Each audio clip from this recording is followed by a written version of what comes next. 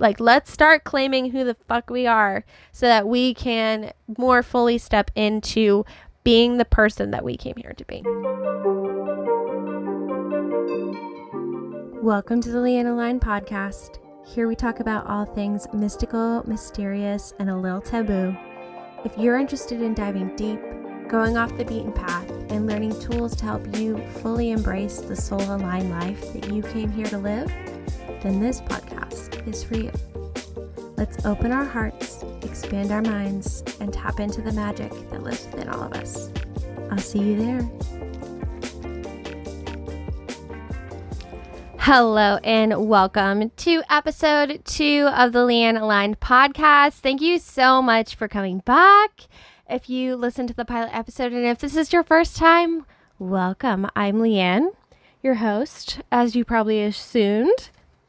Today's episode, I wanted to talk to you about your magical resume and really dive into shifting our idea of introducing ourselves, how we identify, and really shaping the identity that we want to step into for ourselves, and maybe even shifting the way that we present ourselves to others. So, without further ado, let's dive in.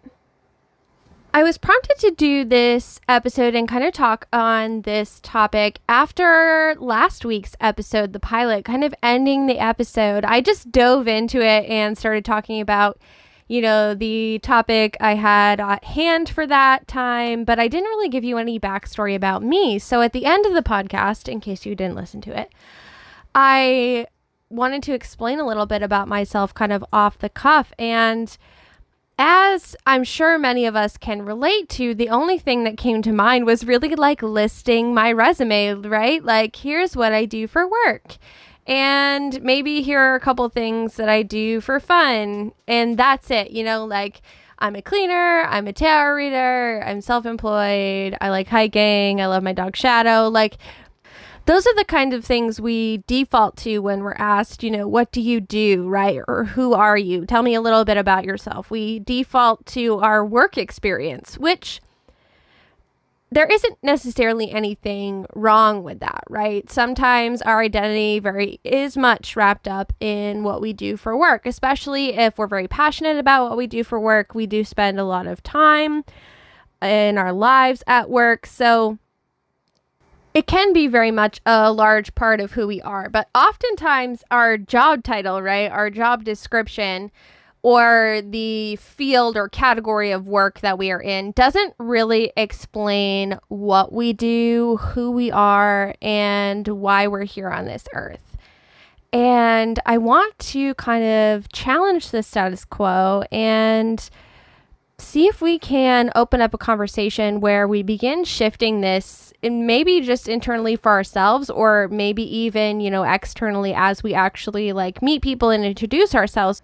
Because not only by watering ourselves down to this one introductory statement, right, we don't really give people a good sense of who we are. I mean, sometimes it's appropriate if you're in a corporate setting and someone's like, introduce yourself. This is probably, then work history is probably the thing you should be bringing to the table, right? But in a more social setting, it can be appropriate to maybe elaborate more on who you actually are. And it may open up larger conversations with people to have much more meaningful conversations about who we are.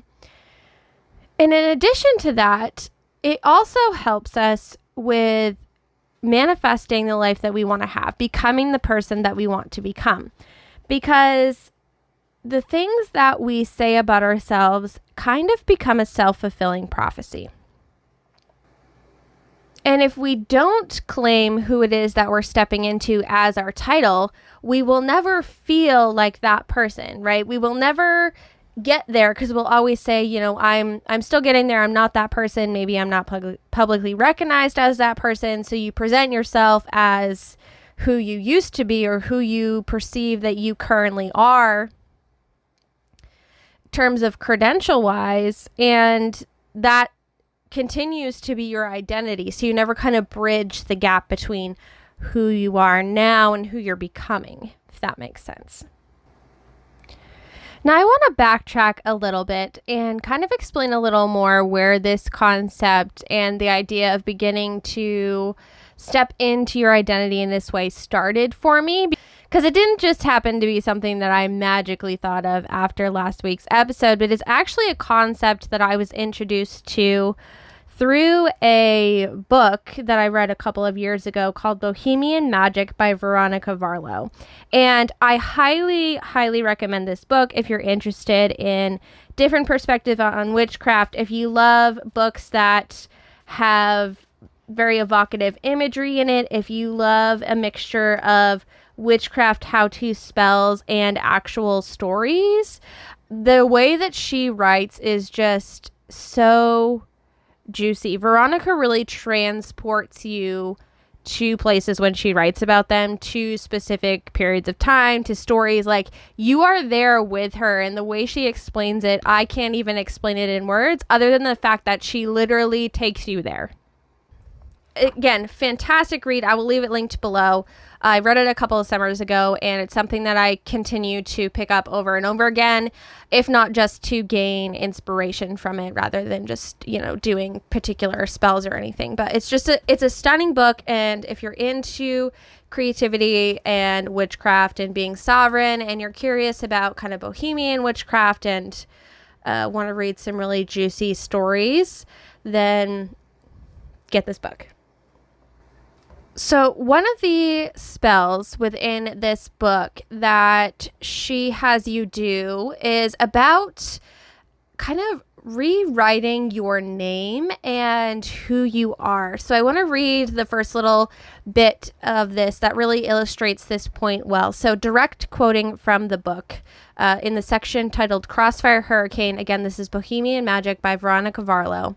She writes, after inquiring about your name, the second question most people often ask is the hopelessly boring, where are you from? Consider these two answers. Basic option, I grew up in Florida. Mojo option, I grew up in the slow heat of the swampland and the mangrove trees on the river. I am the firstborn daughter to 5 generations of firstborn women. I was born in a sultry springtime heat wave under the sign of Taurus, ruled by Venus. I arrived marked with a kiss of fire on my right wrist that I still carry to this day. Who would you rather meet? And it just gives me goosebumps to read it. It's such a powerful way of shifting, right? Where did you grow up? And I think that this really not only translated, where did I grow up for me, but more starting to think about, like, who am I? Am I a cleaner, or am I somebody more? Am I just a tarot reader, or am I something more? And how can I really begin to take that and use that to cast my own magical spell of stepping into who it is that I would actually like to become? Like, where have I been taught that this watered down surface answer of, oh, I'm from a state, or oh, I'm from a town, or oh, I do this for work? When did that watered down generalized description become who we are? That is a very good question, right? I don't think that this problem stems just to introductions. I think it also runs into the idea of being qualified for something. I grew up in a time where once you left high school, it was expected that you were going to go to college and you were going to get a piece of paper that qualified you for a job, because that was supposedly the only way you were ever going to make it in this world. And as long as you got that magical piece of paper, then you could, quote unquote, live the American dream, middle class, making money. And it's funny because that belief was still in place when I was in school. But once I graduated school, there was the harsh reality of, okay, now you have a lot of debt that you accumulated to get this piece of paper. And with the degree that I actually obtained, which was a 4-year bachelor's degree in psychology, so a BA in psychology, I was told upon graduating that the only thing that piece of paper qualified me for was to go to school to get a master's. Or I could work in very basic social care work style settings where the going rate for income was right around what one would call now minimum wage. Before I was making $12 an hour, but now with my degree, I could make $12 to $15 an hour working at this job. So, not that this is about me going to college, but I just wanted to demonstrate, right? So I was told that this piece of paper meant that I was qualified to be something, but it actually ended up not meaning a GD thing. Like, it didn't mean a goddamn thing when I graduated, except that I had a piece of paper and the debt to prove it.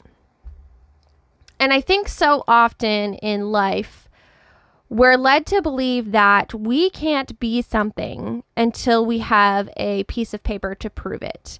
Now, of course, in terms of psychology, right? I can't go out and be a psychologist without getting a master's because there are, rules and regulations and ethical responsibility that means that I should have that knowledge, before I begin to practice, which is the purpose of that piece of paper. However, there are many professions in life where you don't need a piece of paper to be qualified. And some people who actually have the piece of paper have less knowledge and experience than someone who does it because they love it and never got the piece of paper, right? So within this idea that this other piece of paper qualifies us for another piece of paper, right? A lot of the times we think that there is some imaginary goalpost that we need to accomplish before we can begin to call ourselves something. This is the example coming to mind. I'm not sure why, but if this resonates with you, maybe this is a little message your way. So the example that has come to mind is of someone who is sewing. And I guess you would call them a sewer. And one might think that in order to call yourself a sewer, that you must do this professionally, right? Even if you're not going to do it as your profession, maybe if you want to be a hobby sewer, your imaginary threshold is that you're making pieces to perfection, that you have a wide array of techniques under your belt, that you're selling things at fairs all the time, you're bogged down with orders, you're widely recognized within the community as being someone who sews, etc., etc.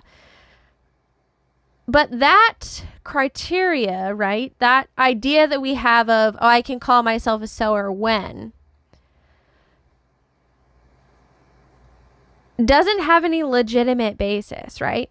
If you are a hobby sewer and you like to make a couple crafts once or twice a year for the sole purpose of doing it yourself, say you never use any patterns, maybe you just made a set of curtains for your home or your apartment and you eyeballed it and it came out a little janky, but you did it and you do stuff like that randomly a couple times a year. You're still a sewer if you decide to call yourself a sewer.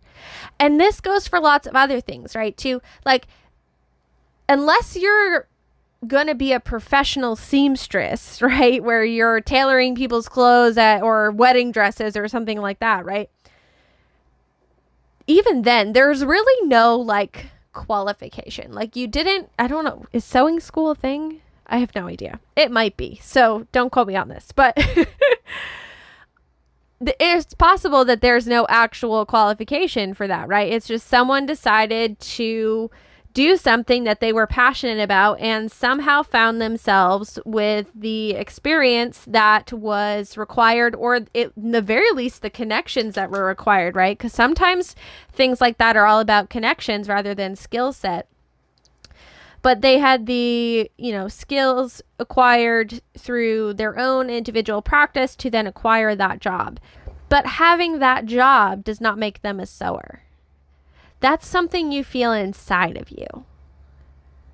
Same with being a tarot reader, right?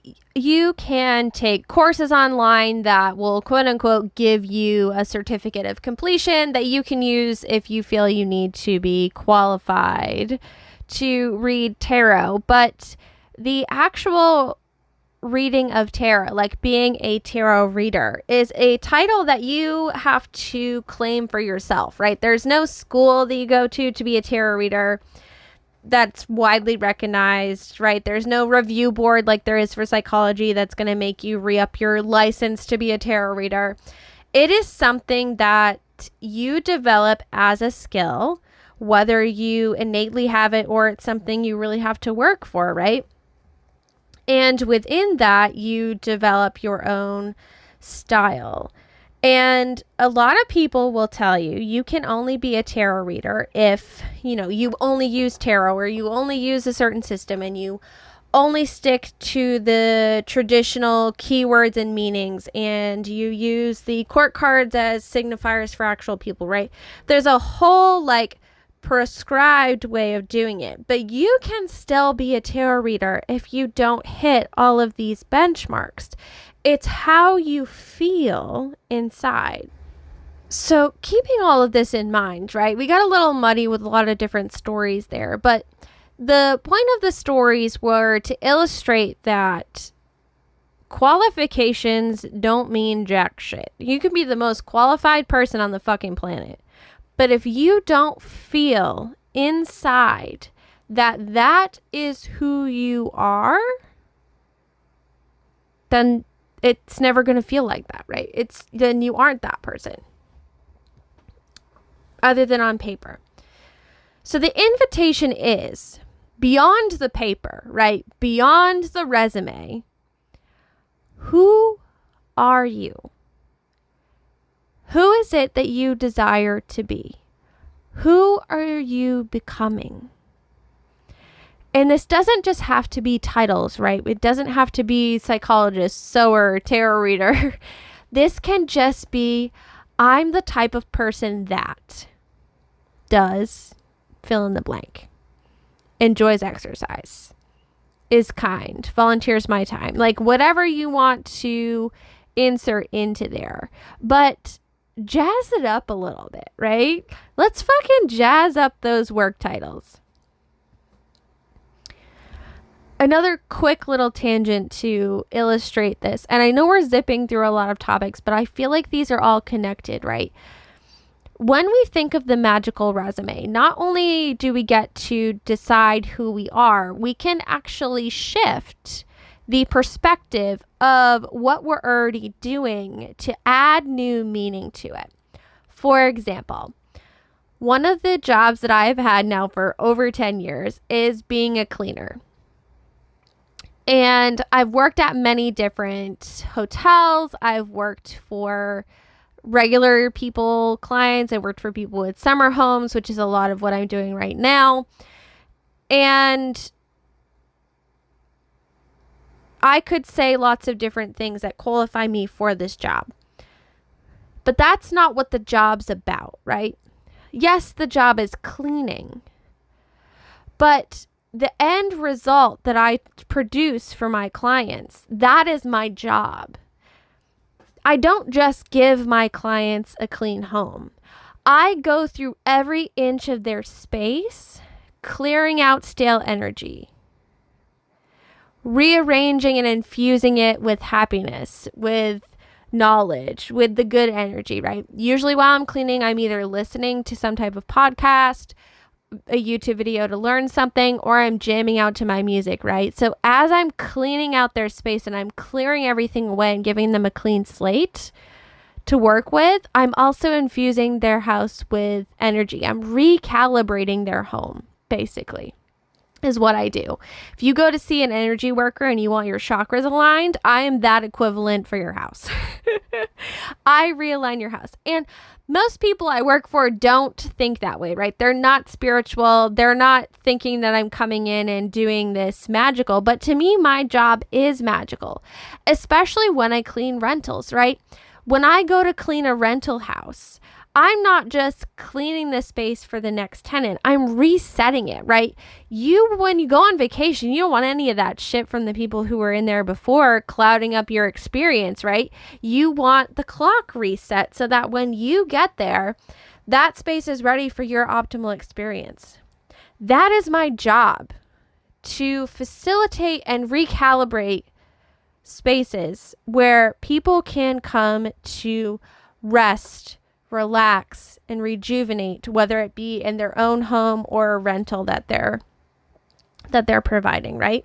Now, of course, there are technical things, right? I keep up with stuff. There's all kinds of different things that go with it. But understanding my job in this way, even if I don't present myself with that title, changes the work that I do.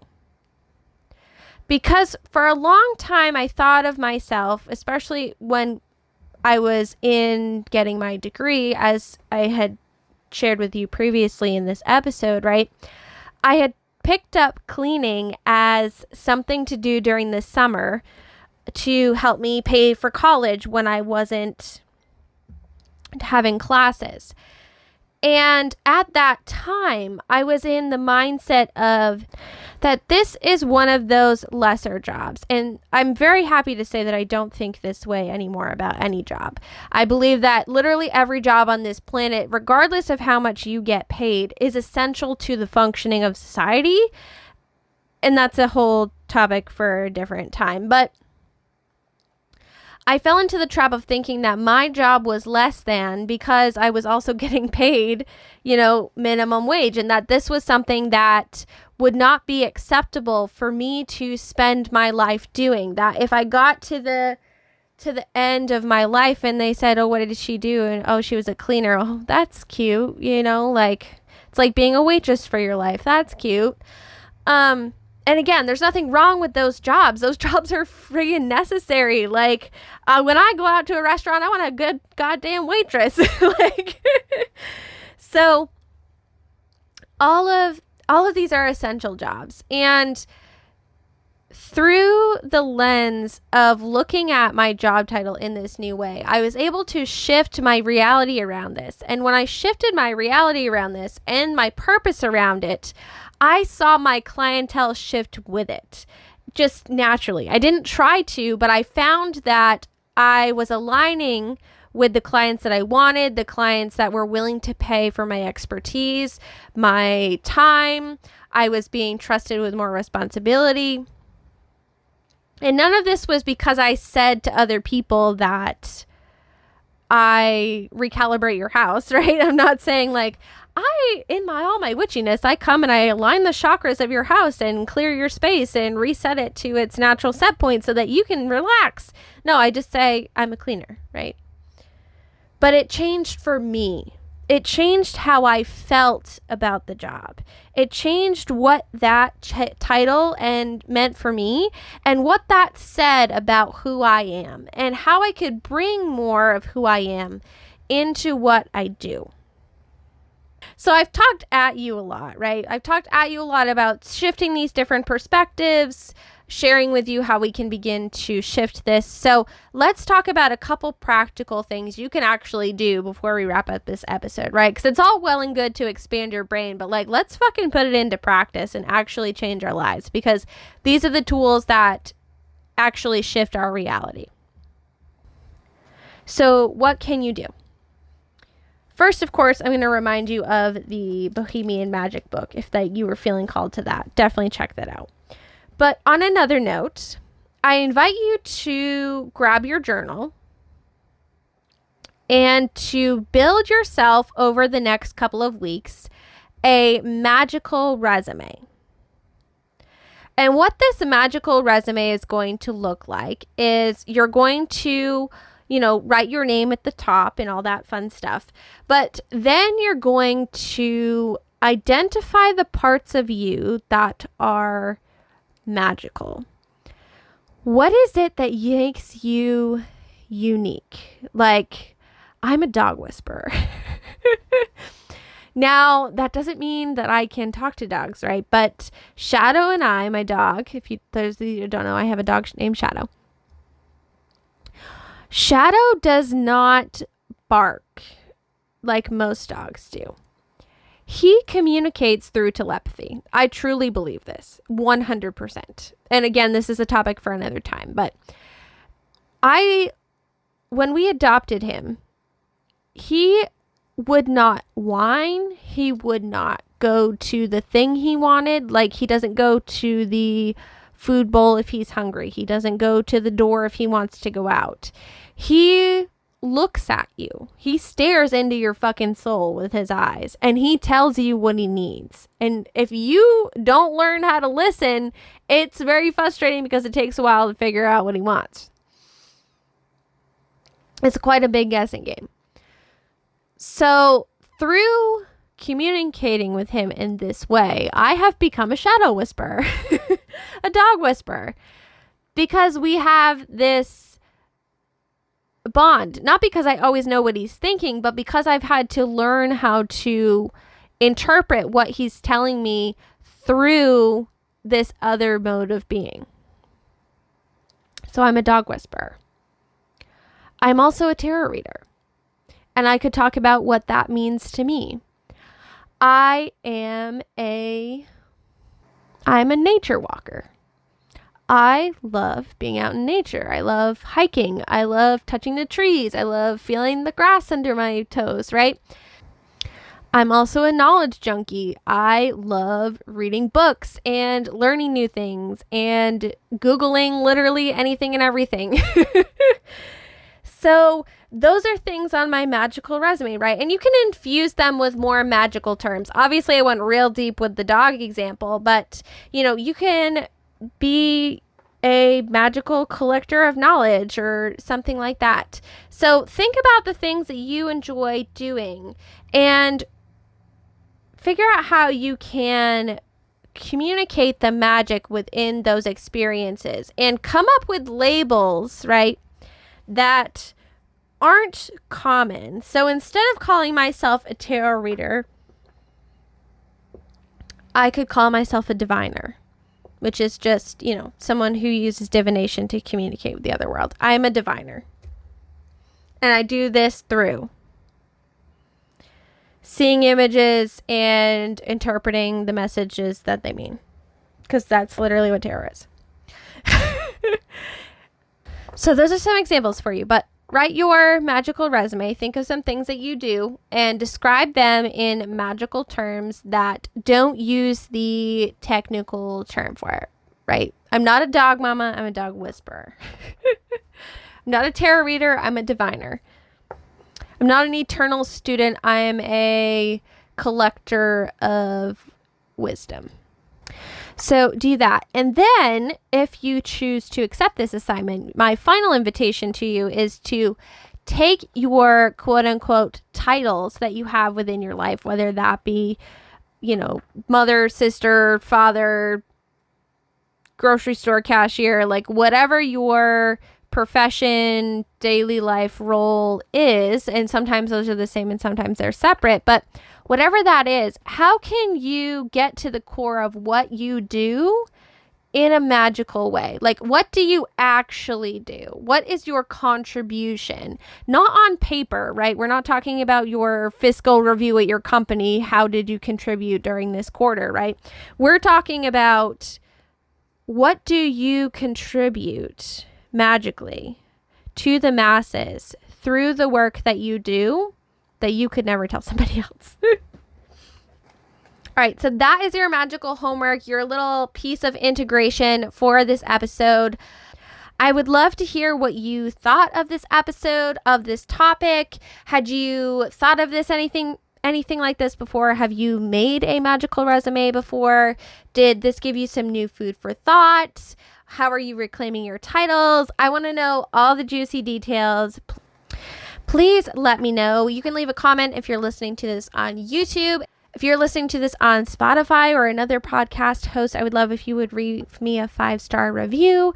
It really does help out the podcast and get this out to more people. Please feel free to share this episode on things like your Instagram stories with your main takeaway.